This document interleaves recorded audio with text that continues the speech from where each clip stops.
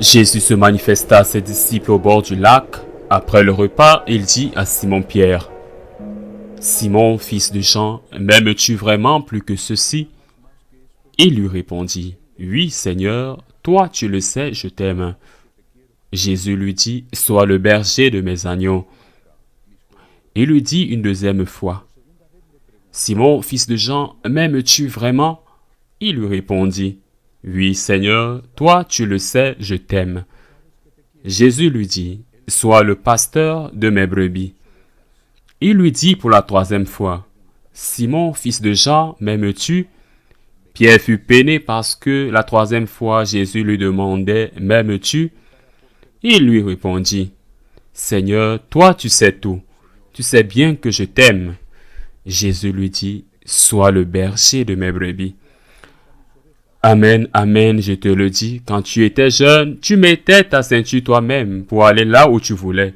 Quand tu seras vieux, tu étendras les mains et c'est un autre qui te mettra ta ceinture pour t'amener là où tu ne voudrais pas aller. Jésus disait cela pour signifier par quel genre de mort Pierre rendait gloire à Dieu. Sur ces mots, il lui dit: « Suis-moi. » Acclamons la parole de Dieu.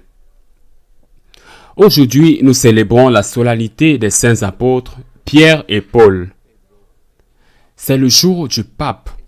C'est donc un jour magnifique, d'abord pour prier pour le pape, mais aussi pour réfléchir sur la mission du pape dans l'Église, la mission du vicaire du Christ dans l'Église.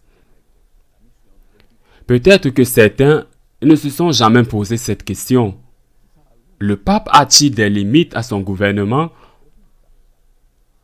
Le pape est-il le propriétaire du message ou est-il le premier serviteur du message? Quand Jésus vivait sur la terre, avant son ascension au ciel, il vivait le Verbe. Il était le Verbe. Le Verbe fait chair. C'est ainsi que Saint Jean le définit dans le prologue. Le Verbe fait chair. Le Verbe, le message, c'est quelque chose qu'on n'oublie pas. Jésus est la parole, non seulement ce qu'il enseigne, mais aussi son comportement. Il est le message. Je le répète, il ne faut pas l'oublier, car dans l'Église catholique, même si certains ne le semblent pas, Jésus est le premier. Il est le message. Personne n'est propriétaire du message. Personne, car le message est une personne qui est aussi Dieu et qui n'est soumis ou asservi à personne. Jésus est le message, la parole. Après l'ascension de notre Seigneur, est venu le Saint-Esprit qui a illuminé l'esprit de ses apôtres. Il avait promis: quand le Saint-Esprit viendra, il vous fera tout comprendre. Eh bien, mais le message a continué pendant un certain temps, pas comme un absolu ôté, mais en conséquence du message. Et ainsi, après l'ascension du Seigneur, nous avons des textes qui font partie du Nouveau Testament et que nous saluons en disant: Parole de Dieu, les lettres de Saint Paul, les lettres de Saint Pierre, de Saint Jude, de Saint Jean, les lettres apostoliques, l'Apocalypse, les actes des apôtres écrits par Saint Luc, le même qui a écrit le 3e évangile, la lettre aux Hébreux. Ces textes font partie du Nouveau Testament. Il y a les 4 évangiles et le reste des lettres ou documents, et aussi ces lettres, quand on les lit, on a la messe dans le premier lisant, nous disons en les écoutant: parole de Dieu. Quand nous lisons l'évangile, nous disons plutôt parole du Seigneur. Les lettres ont un message, c'est-à-dire qu'elles ont une partie de ce que Jésus avait enseigné. Mais déjà, les lettres Saint Paul, Saint Pierre, les autres, et les lettres commencent à être tradition. Tradition, c'est-à-dire interprétation du message. C'est ce que signifie la parole, le concept d'interprétation de la tradition du message. Je le répète, Jésus est le message et le messager principal. Mais aussitôt l'Église commence à interpréter le message en l'appliquant aux circonstances dans lesquelles il se déroulait. Saint Paul adopte le message, le fait sien et l'applique et l'adapte aux communautés grecques, Éphèse, Corinthe ou les communautés latines. Rome, par exemple, adapte le message sans trahir le message. C'est la première interprétation. C'est ce que nous appelons tradition. Donc, il y a une partie de la tradition qui est aussi la parole de Dieu. Car lorsque nous lisons la lettre de l'apôtre Saint Paul aux Éphésiens, nous lisons le fragment et répondons la parole de Dieu. Parole, Christ, tradition depuis le début, qui est une interprétation fidèle du message. Cette interprétation se poursuit avec des livres dont certains auteurs inconnus, des livres des premiers siècles. La lettre à Dionyette, par exemple, d'autres livres de bien des autres connus qui sont morts et martyrs, des textes de Saint Justin et d'autres livres, d'autres qui, un peu plus tard, ont commencé à interpréter la parole, des textes de Saint Augustin, entre autres, parmi tant d'autres, ou de Saint Irénée, ou de gens qui vivaient dans l'est de l'Empire, Saint Basile, des gens qui vivaient à l'ouest de l'Empire et qui, dans l'ancien Empire romain, je pense à un Saint Isidore de Séville, eh bien, ils étaient des interprètes de la parole. Il y a des pères apostoliques, puis viennent les pères de l'Église, et puis viennent les docteurs de l'Église. Ça forme la tradition. La tradition est donc l'interprétation légitime de la parole. De nouvelles situations se produisaient de la parole, étaient toujours interprétées de manière cohérente et continue. Il n'y avait jamais de retour en arrière, c'est-à-dire qu'il n'y avait jamais quelqu'un qui disait « Tu as entendu qu'on t'avait dit que tuer est mauvais, mais je te le dis que tuer est bon. » Vous avez entendu dire qu'on vous a dit et que vous ne pouvez pas vous venger, mais je vous dis que vous pouvez vous venger. Cela ne s'est jamais produit. La parole a été interprétée d'une manière conforme à l'interprétation précédente. Les premiers conseils sont venus ou définissent la nature du Christ, la mission de la très sainte Vierge Marie. L'Église, en somme, la tradition va peu à peu s'enrichir, sans jamais se contredire, et dans ce cheminement, une troisième voie apparaît. Le magistère.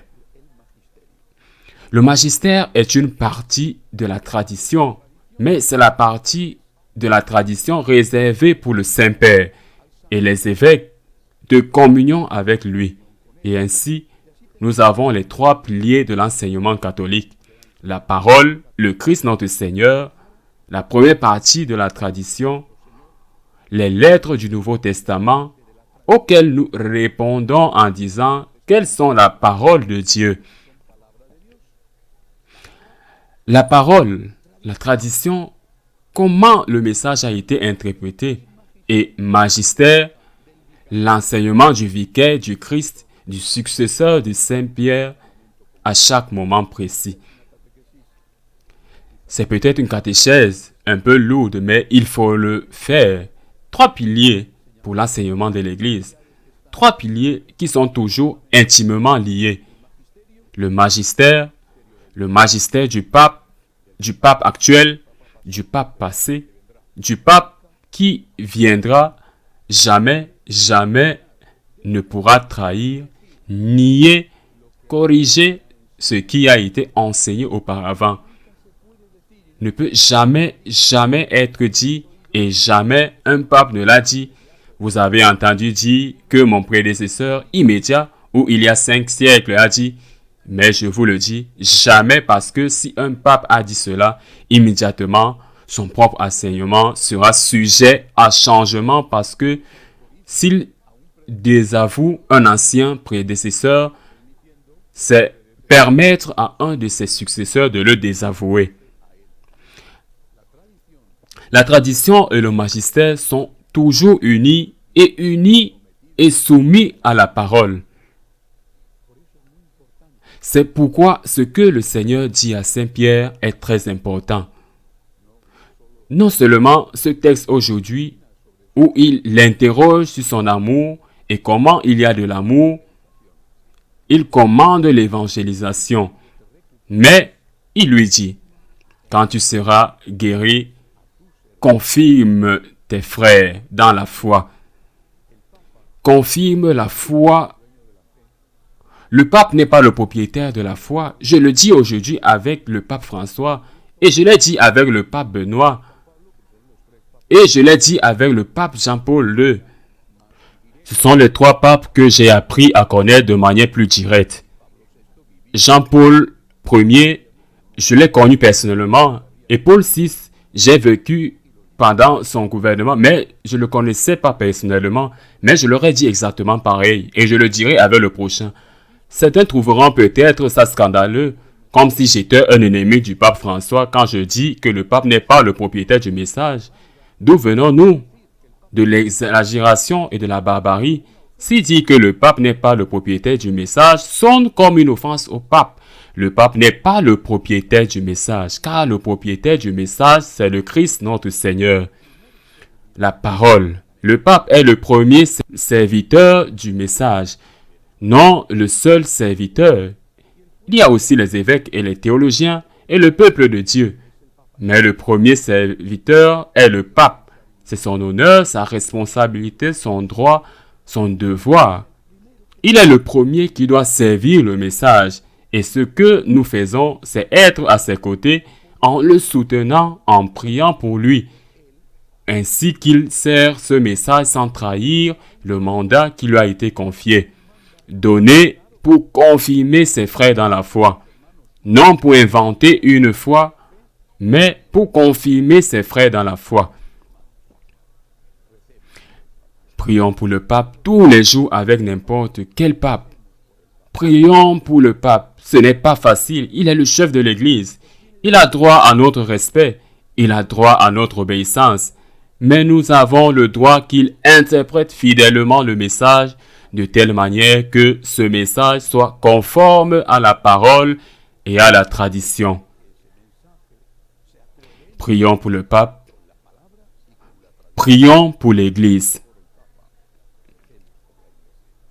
Ainsi soit-il.